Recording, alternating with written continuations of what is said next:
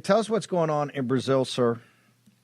So obviously, I refer everyone to go together and watch our live stream from last night, 60 minutes, deep dives into how we got here, the role of the military, what could transpire, martial law descending, military being strategically deployed, reservists being activated. And one of the key points is that the military is already active in operations in the favelas, in the places where Lula's base is strongest, which is criminals and drug traffickers. Remember election night when he, quote unquote, won, you could hear the cheers from the prisons because that is his base. And there are rumors that Venezuela has shipped in paramilitary operators into the favelas, so they'll come down from the hills should this thing get kinetic and, actively engage with the military. So the military is being proactive, and there's videos of them taking it to the ground, firefights with these commandos that are without government. I mean, these are like the FARCs of Colombia, Marxist paramilitary groups, highly proactive. And we've talked about this on the show now the last couple of days. Big news, though. We talked about it as it was leading in. It was a rumor. Well, now it's being actualized. Statement from the White House.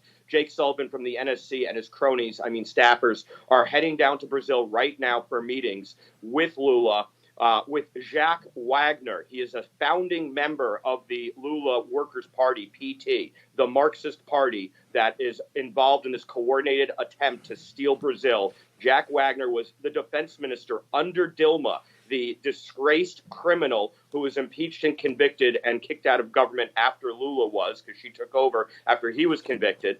And this is who they're meeting with. They're meeting with criminals. They're meeting with Marxists. And in the statement, they said, Brazil can continue to work together with the United States to address common challenges, including combating climate change, safeguarding food security, promoting inclusion and democracy, and managing regional migration.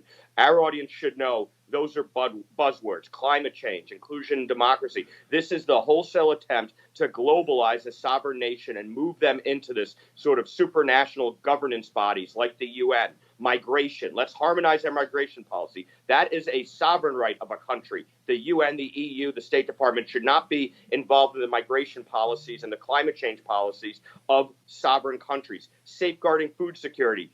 Buzzword for raping the country of its assets.